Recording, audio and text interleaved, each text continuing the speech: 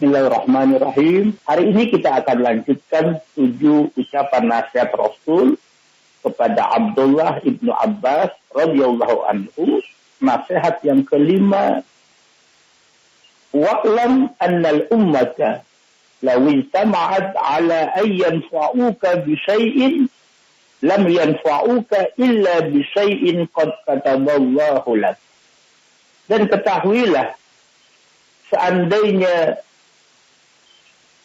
umat ini berkumpul untuk memberi manfaat kepadamu dengan sesuatu, mereka tidak akan bisa melakukannya kecuali dengan sesuatu yang telah Allah tetapkan bagimu.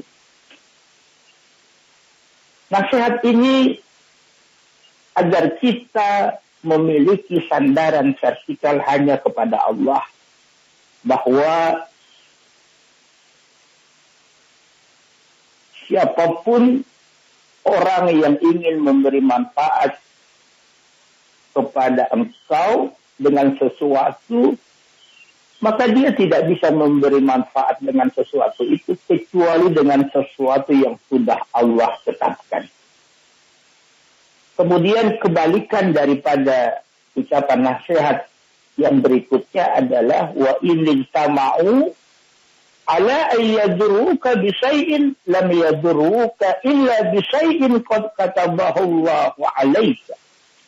Seandainya mereka umat ini mereka berkumpul bersatu padu untuk mencelakakanmu, memberi madarat kepadamu dengan sesuatu, mereka tidak bisa lakukan itu kecuali dengan sesuatu yang sudah Allah tetapkan atasmu.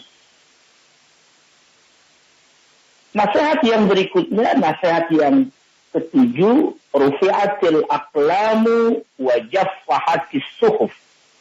Pena telah diangkat, wa jaffatis suhufu, dan lembaran telah kering.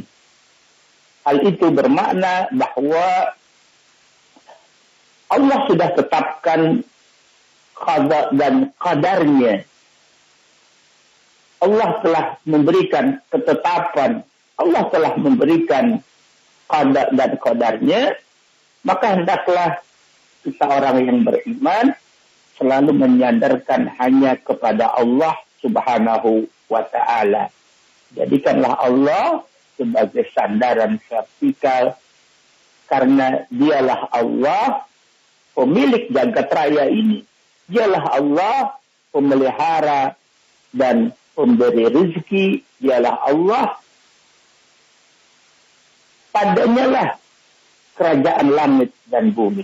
Maka bersandarlah kita kepada Allah Subhanahu wa ta'ala. Dalam ucapan nasihat ini, pertama dapat kita ambil pelajaran bahwa anna kulla syai'in maktubun, bahwa segala sesuatu itu telah Allah tetapkan. Dan ini adalah salah satu iman, rukun iman di antara rukun iman yang lainnya, an tu'mina bil qadari khairihi wa syarrihi. Beriman kepada qada dan qadar itu adalah bagian dari iman kepada Allah Subhanahu wa ta'ala. Bahwa Allah telah menetapkan sebelum diciptakannya langit dan bumi ini 50.000 tahun yang lalu, bahwa Allah telah tetapkan segala sesuatu fil lauh al-mahfuz, di lauh al-mahfuz. Maka beriman kepada qada dan qadar adalah bagian daripada keberimanan kita kepada Allah Subhanahu wa ta'ala. Seandainya mereka berkumpul untuk memberikan manfaat, maka mereka tidak bisa melakukannya kecuali dengan sesuatu yang telah Allah tetapkan. Tapi sebaliknya, jika mereka bersatu padu untuk memberikan madarat, mencelakakanmu dengan sesuatu, maka mereka tidak bisa melakukannya kecuali dengan sesuatu yang telah Allah tetapkan. Baik. Hal ini menjadi bagian daripada iman kita kepada qada dan qadar, yang telah Allah tetapkan. Maka begitu pentingnya kedudukan beriman kepada qadar, karena itu adalah termasuk usul di dalam agama kita. Inna kulla syai'in khalaqnahu biqadarin.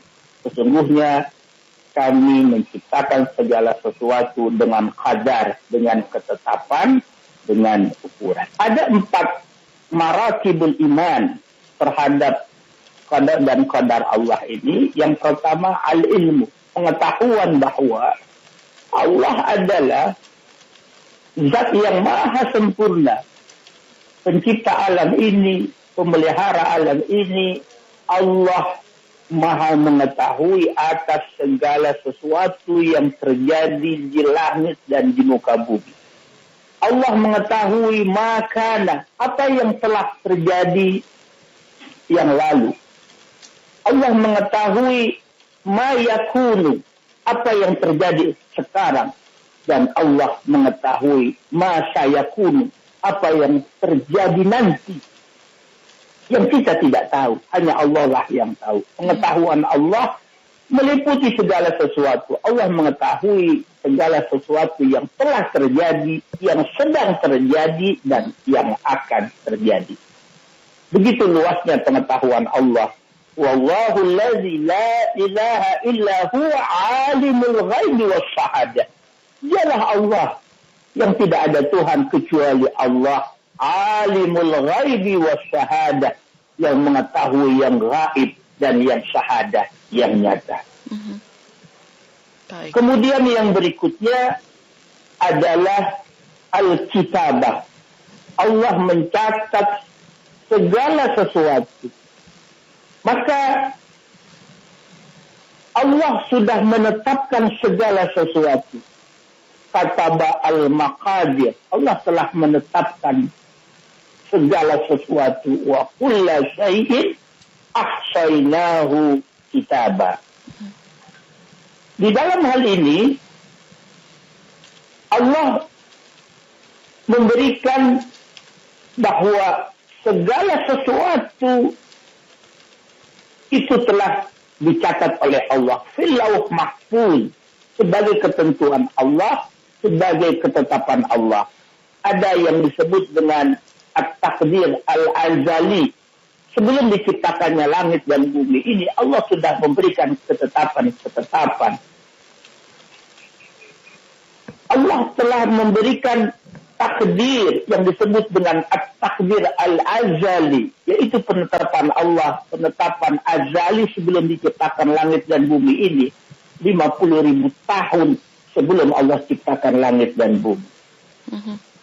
Kitabatul mitsaq, Allah telah mencatat, yaitu perjanjian yang disebut dengan perjanjian primordial antara Tuhan dengan roh-roh saat itu. Sebelum diciptakannya kita, sebelum terlahirnya kita di dunia, Allah sudah catat kitabatul mitsaq, yaitu ditulis sebuah perjanjian yang sangat mulia, yaitu perjanjian untuk menyembah Allah. Wa id akhadha rabbuka min bani adama min zuhurihim dzurriyyatahum wa ashhadahum ala anfusihim alastu bi rabbikum. Allah telah mengambil mitsaq, telah mencatat sebuah perjanjian yang mulia di dalam zaman azali dahulu. Allah bertanya kepada roh-roh, alastu bi rabbikum, apakah aku ini Tuhan kalian? Semua menjawab qalu bala, iya. Namun setelah manusia lahir ke dunia, bertemu jasad dengan ruh, ada orang-orang yang committed terus memegang teguh perjanjian itu, yaitu beriman kepada Allah Subhanahu wa ta'ala. Kemudian yang berikutnya yaitu takdirul a'mar wal arzaq. Allah telah menetapkan umur seseorang, rezeki, ajal. Allah telah tetapkan itu. Ada penetapan sanawi, yaitu ditetapkannya di saat Lailatul Qadar, yaitu hal-hal yang akan terjadi 1 tahun berikutnya. Baik. Itu yang sering disebut dengan Lailatul Qadar. Baik.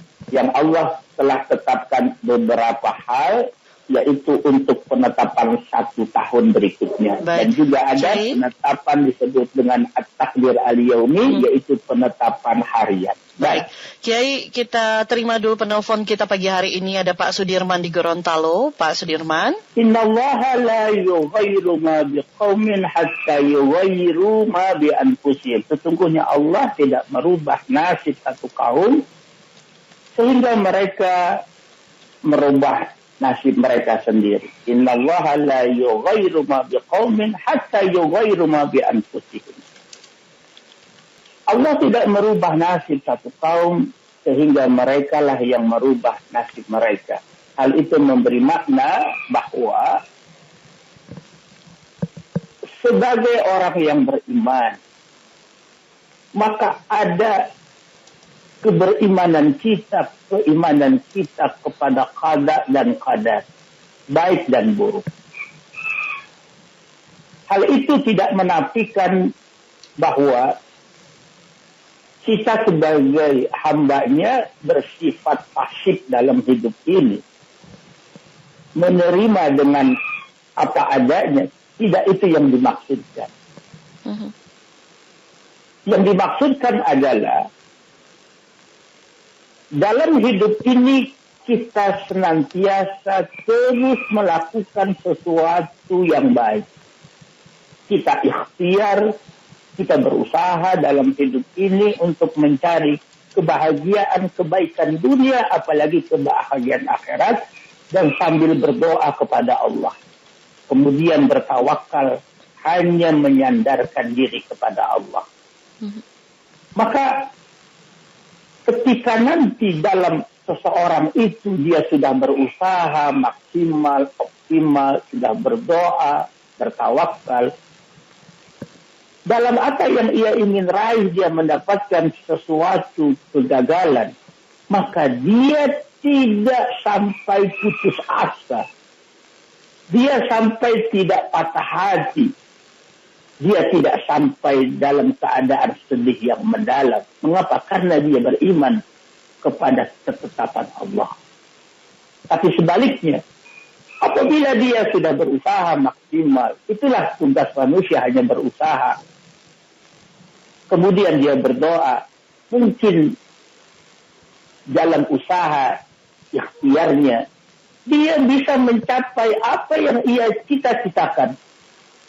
Karena dia beriman kepada ketetapan Allah yang sudah ditetapkan, maka dia tidak menjadikan dirinya sombong, angkuh, lupa diri, bahwa apa yang ia dapat ini semata-mata dari diri dia, tidak. Itu semua juga adalah karena ketetapan Allah. Maka kalau seseorang sudah meyakini bahwa segala yang terjadi dalam hidup ini tidak lepas daripada ketetapan dan keputusan Allah pada masa azali dahulu kala, maka kalau dia berhasil mencapai sesuatu, tidak menjadikan dirinya angkuh dan sombong. Tetapi apabila dalam hidup ini, namanya hidup ini terkadang di bawah, terkadang di atas, dia tidak mendapatkan apa yang ia cita-citakan setelah berusaha maksimal. Dia tidak putus asa. Dia tidak bersedih hati. Dikaila ta'saw ala ma fatakum wala tafrahu bima atakum. Agar kalian tidak merasa sedih dengan apa yang kalian dapatkan dari musibah, dari kecelakaan dan lain sebagainya, dari hal yang buruk buat kalian, kalian tidak merasa terlalu sangat bersedih, tetapi juga kalian agar tidak merasa sombong dengan apa yang telah kalian dapatkan. Allahu Akbar. Maka orang yang selalu menyandarkan diri hanya kepada Allah, dengan beriman kepada qada dan qadarnya, maka ada namanya disebut dengan ketenangan hati dalam hidupnya. Dia tidak akan resah, dia tidak akan gelisah. Musibah sehebat apapun yang ia hadapi dalam hidup ini, karena dia sudah beriman kepada qada dan qadar, bahwa segala sesuatu itu sudah Allah tetapkan pada azali dahulu kala.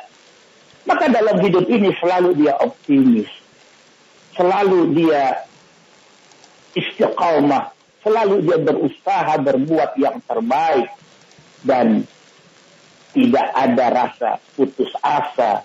Likaila ta'sau ala ma fatakum wala tafrahu bima atakum, agar kalian tidak bersedih terlalu dalam dengan musibah yang kalian terima, tetapi juga agar kalian tidak sombong, tidak angkuh dengan nikmat, dengan apa yang telah kalian raih. Mengapa? Karena semua itu sudah ditetapkan oleh Allah Subhanahu wa Ta'ala. Maka dalam kehidupan ini kita hanya pasrah kepada Allah, menyandarkan diri kepada Allah. Allah merubah satu kaum sehingga Allah tidak merubah nasib satu kaum sehingga mereka lah yang merubah nasib mereka sendiri. Baik. Kemudian yang berikutnya, begitu pentingnya keimanan kita kepada al-imanu, beriman kepada qada dan qadarnya Allah yang telah Allah tetapkan. Agar apapun yang terjadi, ada orang-orang yang memusuhi kita, menganggapnya sebagai sesuatu, katakanlah yang tadi disampaikan oleh Ibu, bahwa Islamfobia, menganggap Islam itu ekstremis, teroris, dan lain sebagainya. Itu adalah sebuah tantangan keberimanan kita kepada Allah. Karena kita sudah menyandarkan diri hanya kepada Allah, maka kita lalui itu dengan itminanul qalbi, dengan ketenangan hati. Kita lalui itu dengan optimis. Mengapa? Karena apa yang terjadi dalam kehidupan kita tidak lepas daripada apa yang sudah Allah tetapkan pada zaman azali dahulu kala.